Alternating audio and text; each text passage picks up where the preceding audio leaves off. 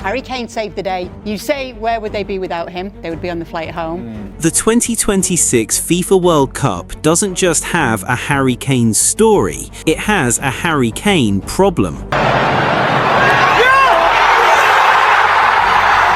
Think about what has happened in just 4 matches. Harry Kane has already scored 5 goals. He rescued England with a brace against Croatia, became England's all-time leading World Cup goalscorer against Panama, and then, after England fell behind to DR Congo and looked on the verge of one of the biggest shocks of the tournament, he struck twice in the final 15 minutes to send the Three Lions into the round of 16. Those 2 goals also took into 13 World Cup goals, moving him past Pelé and placing him alongside some of the greatest goalscorers in World Cup history. But that's only part of the story, because the deeper you look, the more fascinating it becomes. England have one of the strongest squads in international football, and this has clearly been a collective effort. But in the biggest pressure moments, Kane's timing, movement and finishing keep turning good teamwork into decisive goals. So is this just elite striker instinct, or is England quietly building the perfect platform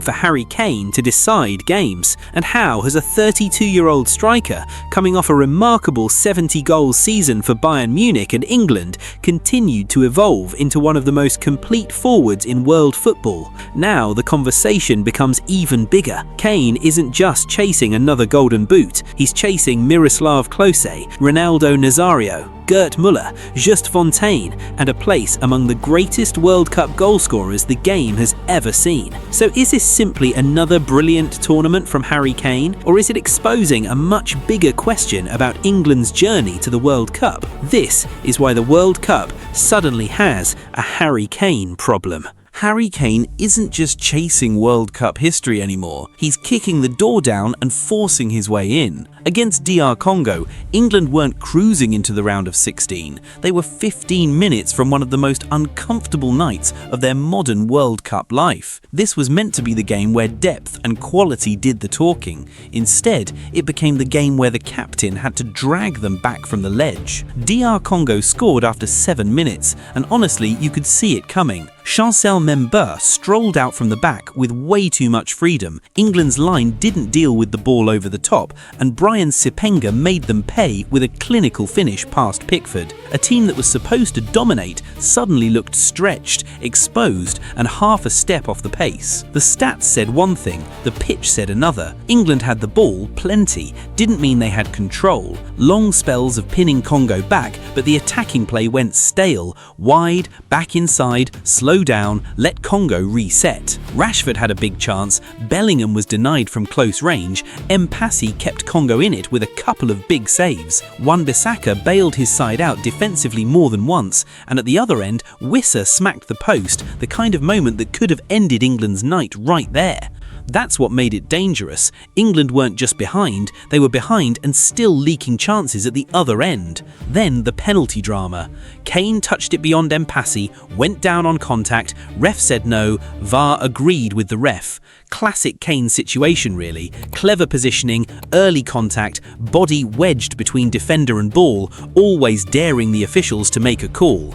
Some saw a foul, others saw a striker shopping for a whistle. Either way, England couldn't hide behind that decision. They'd already given the game away at that point. Then Anthony Gordon came on and the whole match flipped.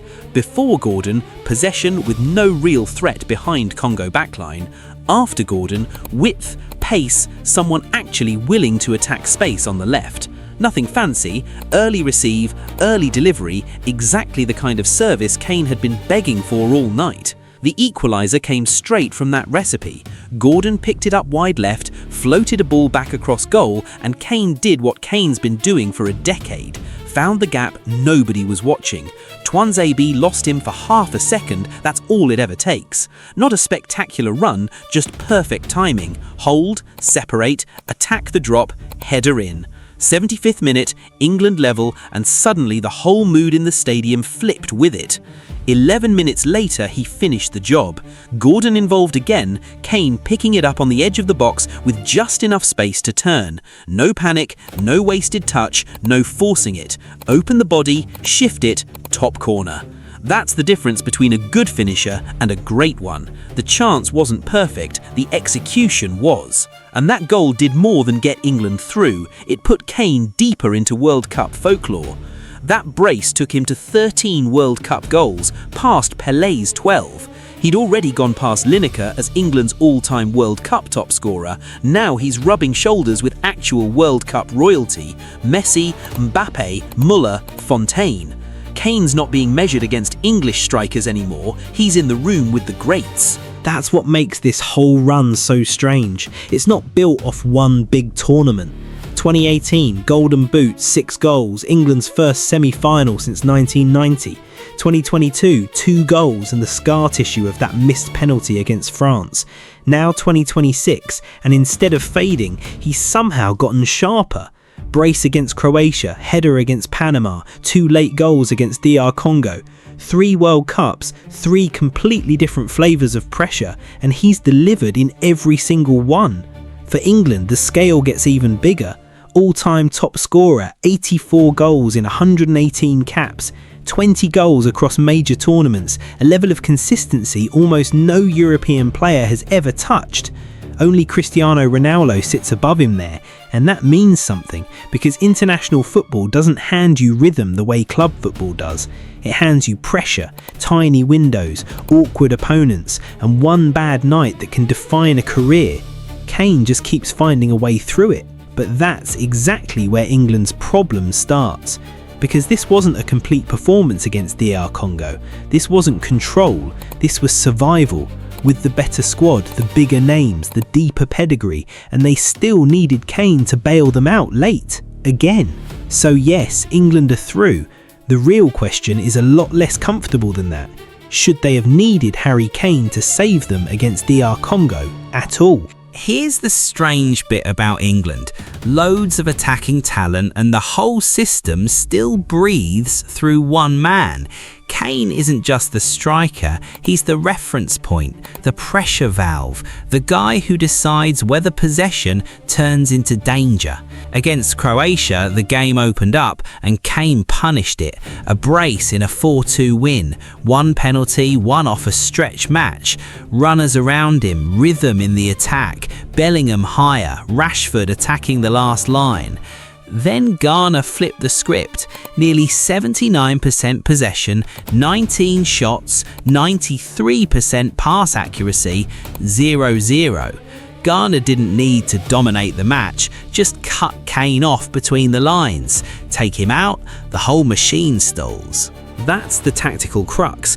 Kane doesn't play like a fixed 9 waiting on service. He drops, receives back to goal, drags centre-backs out of position, opens lanes. Follow him, space opens behind. Ignore him, he turns and plays. That's what Bellingham, Gordon, Saka, Rashford and Palmer actually feed off. His movement, not just his finishing. Panama, same story, different angle. 2-0 win, scored early in the second half off just 10 touches, fewest on the pitch. Quiet for long stretches, still decisive. Then DR Congo brought it into full focus. Over an hour of England possession with nothing to show for. Congo compact and Passy making big saves. Kane on the pitch, badly underfed. Gordon fixed it instantly, directness down the left, first time delivery, stretching Congo's block. The equaliser, Gordon's ball back across goal, Kane losing Twanzebe for half a second, header home. The winner, Gordon finds him on the edge of the box, receive, turn, top corner. Finisher, connector and closer all in one. That version of Kane was built at Bayern. Under Company this season, part target man, part false 9, part playmaker, he posted 36 goals in 31 Bundesliga games, a goal every 66 minutes, 14 in 13 Champions League games, and a DFB Pokal final hat-trick for 10 in the Cup. 70 goals combined for club and country this cycle. The number's impressive, the variety behind it, penalties, headers, first-time strikes, late runs, is the real story. Which is where it gets uncomfortable. If England need Kane to connect play, occupy defences, finish chances and rescue slow nights, that's not a strength anymore, that's a dependency. Croatia, Kane's brace built the platform. Ghana, suffocate Kane, stall the team. Panama scores off 10 touches. DR Congo, disaster averted by 2 goals in 15 minutes. The pattern's obvious. Nothing new for England either. Rooney carried 2006 and 2010. Kane's goals built the 2018 semi-final run. He came alive in the Euro 2020 knockouts, central again in 2022, scorer and scapegoat, joint top scorer at Euro 2024, now 2026, same movie, louder. Managers change, systems change, supporting cast changes. When it matters, England keep dialing the same number. The real question isn't whether Kane keeps scoring, it's whether England can beat Mexico, France, Brazil, Spain, Argentina or Germany with him taken out of the story. Kane's not chasing a golden boot anymore, he's chasing history itself. 32 and he's somehow getting sharper, not slower. That brace against DR Congo took him to 13 World Cup goals, past Pelé, past Lineker's England record, into genuine World Cup royalty. Messi and Mbappe are still ahead, Klose's still the benchmark, but Fontaine's only level on 13, Muller's 1 clear on 14, Ronaldo's 2 on 15, Klose 3 on 16. Depending how far England go, Kane could finish top 5 all time. Not hype, just the table. The body of work backs it up. 84 goals in 118 caps, 3 World Cups scored in, Golden Boot in 2018, 20 goals across major tournaments, only Ronaldo's touched that among Europeans. And the club form is silly. 36 Bundesliga goals in 31 games, top scorer again, Bayern's record-breaking 122-goal season, a Ballon d'Or case with actual teeth behind it. But here's the catch. Kane's greatness isn't England's problem. Needing him to be great every single time is. Croatia, Panama, DR Congo, same pattern. Decisive moment always finds its way back to one man. That works until it doesn't. Legs get heavy, marking gets tighter, and one quiet night from Kane exposes everything else. So the real question isn't whether Kane can keep scoring, he's answered that already. It's whether England can become a team that doesn't need saving every time.